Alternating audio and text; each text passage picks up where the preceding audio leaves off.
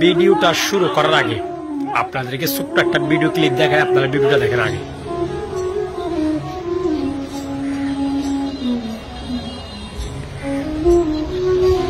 এই যে আপনারা দেখছেন যে ভিডিওটা, এটা হচ্ছে সেই ভিডিও, এটা হচ্ছে সেই লোক যার নাম হচ্ছে আবু আহমদ জননী, যে কিনা রোহিঙ্গা স্বাধীনতার জন্য কথা বলে যাচ্ছে, সংগ্রাম করে যাচ্ছে। তার কোনো দোষ নাই। নিজে একজন সৈনিক হয়ে রোহিঙ্গাদেরকে কিভাবে স্বাধীনতা অর্জন করে দেওয়া যায় সেই বিষয় নিয়ে তিনি সংগ্রাম করে যাচ্ছে। তাকে আজকে পায়ে শিকল বেড়ে তাকে আদালতে তোলা হয়েছে এবং তাকে আজকে 3 দিনের নাকি আরো রিমান্ডও দেওয়া হয়েছে, এরকম শুনছি।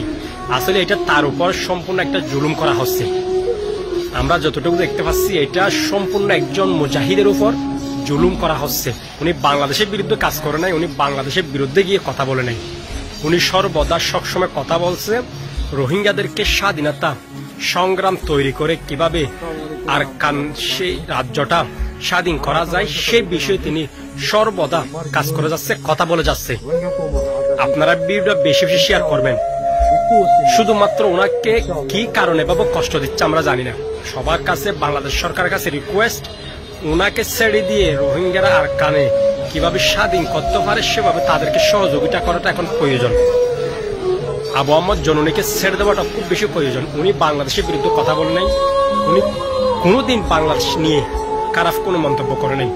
উনি সবসময় আর কান যে রাজ্যটা আছে সেটা কিভাবে স্বাধীন করা যায় সেইটা নিয়ে তিনি সবসময় চিন্তা করত, কথা বলতো। রোহিঙ্গাদেরকে স্বাধীন একটা রাষ্ট্র গঠন করে তুলে দেওয়ার জন্য তিনি কথা বলতো। তিনি আর কোনো কথা বলতো না। তিনি সবসময় রোহিঙ্গাদেরকে বিষয় নিয়ে কথা বলতো, রোহিঙ্গাদেরকে নিয়ে চিন্তা করত। আজকে তাকে কি বিষয় নিয়ে গ্রেফতার করছে, এতদিন পর্যন্ত গ্রেফতার করে এভাবে তাকে কেন কষ্ট দিচ্ছে সেটা আমরা জানি না। আমাদের পক্ষ থেকে একটা রিকোয়েস্ট, সেটা হচ্ছে আবু আহমদ জননীকে যত তাড়াতাড়ি সম্ভব ছেড়ে দিয়ে তাদের নেতাকে তাদের কাছে তুলে দিয়ে তারা যেভাবে হোক তাদের প্ল্যানটা অনুযায়ী তারা যেন আরকান রাজ্যটা স্বাধীন করতে পারে, তাদের জন্য সেভাবে সহযোগিতা করাটা আমাদের প্রয়োজন মনে করি। তাকে ছেড়ে দিয়ে তারা কিভাবে আরকানটা রাজ্যটা স্বাধীন করতে পারে, তারা মুসলমান যারা আছে তারা কিভাবে একটা মুসলিম রাজ্য হিসাবে সেটা স্বাধীন করতে পারে সেটা নিয়ে তাদেরকে সহযোগিতা করা খুব বেশি প্রয়োজন।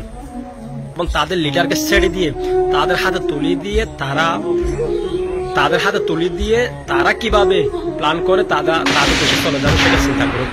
আবু আহমদ জননীকে কষ্ট না দিয়ে ছেড়ে দেওয়াটা খুব বেশি প্রয়োজন আমি মনে করি। তাদের লিডারকে তাদের হাতে ছেড়ে দিন এবং তারা সুস্থ হবে, তারা তাদের দেশে চলে যাক, তারা দেশটা স্বাধীন করুক, আমরা সেটা চাচ্ছি।